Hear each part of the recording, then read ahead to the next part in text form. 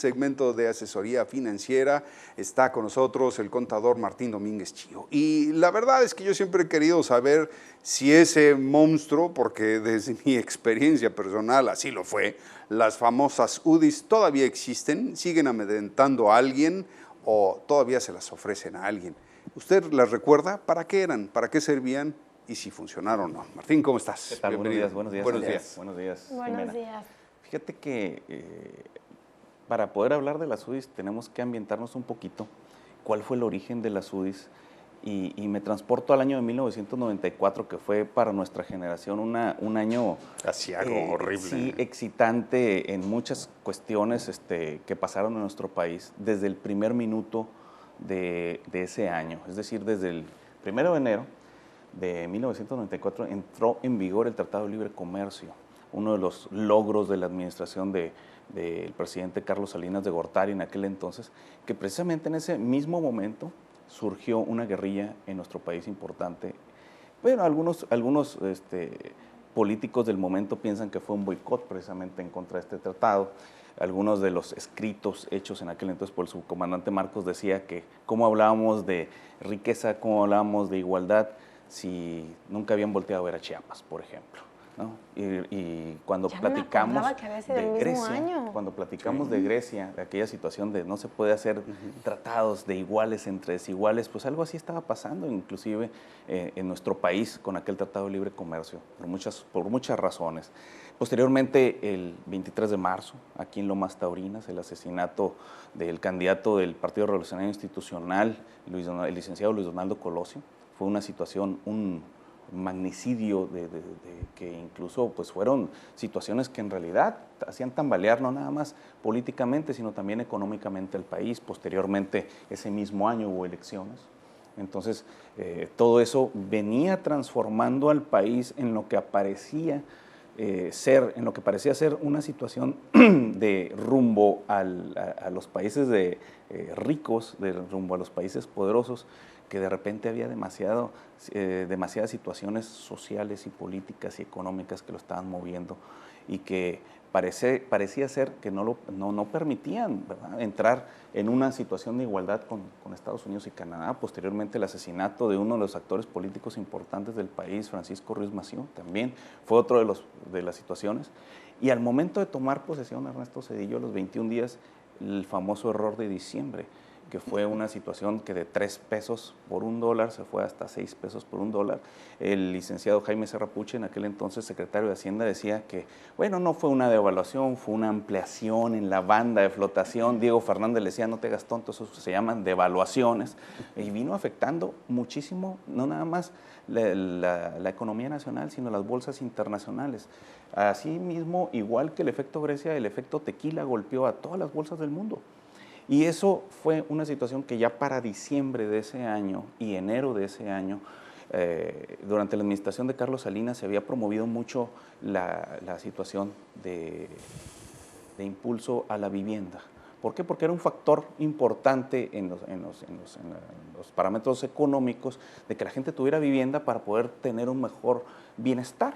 Y se colocaron cerca de muchos millones de pesos, pero cerca de un 60% del Producto Interno Bruto estaba colocado en créditos con dinero internacional, con dinero de fondos internacionales. Y entonces, lógicamente, la recuperación iba a ser muy difícil por toda la situación inflacionaria que estaba dando en ese momento. ¿Qué fue lo que tuvo que hacer inmediatamente el Banco de México en aquel entonces, Guillermo Ortiz, para poder garantizarle a la recién banca privatizada, porque antes era la banca, a raíz de las devaluaciones de 1976, López Portillo nacionalizó la banca, Salinas de Gortari empezó a privatizar bancos, garantizándoles pues una bonanza financiera. Bancos de todo el mundo, sobre todo los bancos españoles, llegaron aquí a México y de repente llegan y pues se topan con la situación de que los créditos hipotecarios, que era una bolsa importante de recuperación, bastante atractiva para ellos, pues no le iban a poder recuperar, ¿verdad? A pesar de que en el sexenio de Salinas de Gortari se habían creado las famosas SOFOLES para poder solventar esos créditos hipotecarios, o sea, las sociedades financieras de organización limitada, que eran las que en realidad colocaron esos créditos, no la banca nacionalizada. Entonces, a pesar de que ellas las controlaban, de todas maneras no era una garantía de recuperación. Entonces, ¿qué fue lo que tuvieron que crear? Unas unidades de inversión en las cuales fueran reflejando la situación inflacionaria, pero no tan dura ni tan decepcionante como en aquel entonces era la devaluación y otros parámetros de inflación. ¿Qué es lo que pasa? Que la UDI está calculada a través de los índices nacionales de precios al consumidor, que es el aumento de la canasta básica. Y entonces era mucho menor el aumento de la canasta básica que la inflación real en números y en parámetros financieros. Entonces, en ese momento fue un alivio para todos los que teníamos deudas en créditos hipotecarios para poder bajar precisamente esos créditos y las mensualidades fueran más razonables. Mensualidades, yo recuerdo, yo tenía un crédito en el cual pagaba una mensualidad de 1,500 pesos, se me fueron hasta 6,000 pesos. Y ya con los UDIs pude pagar 1,600, 1,700 pesos, que era una situación más razonable para mi situación. En aquel entonces el UDI sirvió para precisamente poder financiar y para poder recuperar créditos. A raíz de esto, el 4 de abril fue el primer indicador de UDIs en 1995. En aquel entonces un peso era igual a una UDI. Ahorita estamos hablando que una UDI equivale a 5.25 pesos, ¿no? Pudiera ser. Y cuando en el 2012 estaban en 4.70, han subido bastante. La UDI por lo regular ha subido, en muy pocas ocasiones se ha mantenido y casi ninguna ha bajado, ¿no? Sí ha tenido sus fluctuaciones, sí ha tenido sus síntomas de recuperación, conforme la economía mexicana fue teniendo esas situaciones de estabilidad, pero la verdad de las cosas es que sí es muy complicado ahorita, en esta época ya, poder tener créditos en UDIs. ¿Por qué? Porque hubo una estabilidad financiera y fueron creadas precisamente para situaciones de unas situaciones financieras muy variables. Pero muy Y temporal entonces, también, ¿no? O sea, porque a mí... ya cumplieron 20 años las UDIs vigentes. Entonces, ¿qué fue lo que pasó alrededor de hace 10 años? Los mismos bancos empezaron a convocar de que reestructuraran ya sus deudas de UDIs a pesos nuevamente. Pero muchos no se han enterado de esa situación, no han acudido a los bancos, las han seguido pagando en UDIs. Y bueno, pues el banco no dice nada, ¿verdad? Porque gana más. Pero en situaciones de crisis económica, las UDIs son muy convenientes y muy importantes porque tú sabes, cuando hay crisis, el dólar sube, pero la canasta básica se mantiene casi intacta. Y por eso fue lo que ayudó a poder mantener y poder recuperar esos créditos para que la banca y también los que teníamos créditos, pues pudiéramos pagar, ¿no? Prácticamente. Desgraciadamente hubo algunos manejos, algunas instituciones que manejaban un manejo de cuenta también en UDIs, aproximadamente 400 UDIs al mes, te los cargaban de manejo de todos estos préstamos, entonces también eran más onerosos. Si en aquel entonces 400 pesos eran igual a 400 UDIs, ahorita imagínate 400 UDIs que están a 5.25, pues vienen siendo casi 2,000 pesos, ¿verdad? Lo que pagas de una mensualidad, te vienen cobrando por cargos administrativos. Entonces, todas esas cosas hay que acudir a sus instituciones que cuando tienen ahorita créditos en UDIs, vayan, reestructúrelos. Es casi seguro que el banco vaya a hacer corridas financieras y les vaya a convenir a ustedes seguir mejor pagando en pesos. Jamás me hubiera imaginado que todavía existiera alguien que tuviese su propiedad en UDIs, porque pues para la mayoría de los casos los terminan asfixiando. Incluso hubo algunas personas que demandaron porque al principio los bancos no querían reestructurar. Y entonces demandaron a los mismos bancos y los bancos empezaron a perder casos con el argumento de que la moneda de curso legal en México para poder hacer contratos es el peso.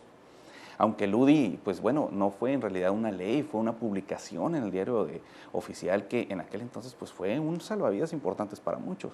Sin embargo, también lo que vino ahogando esta situación fue de que los volvieron a mandar a otros 20 años. Si ya tenías 5, 6 años, 7 años pagando créditos, de repente te lo reestructuran, te vuelve como si borrón y cuenta nueva y todo lo que habías pagado atrás, pues se quedó en el olvido. Entonces también por eso mucha gente se inconformó, porque no te los tomaron en cuenta para la reestructuración.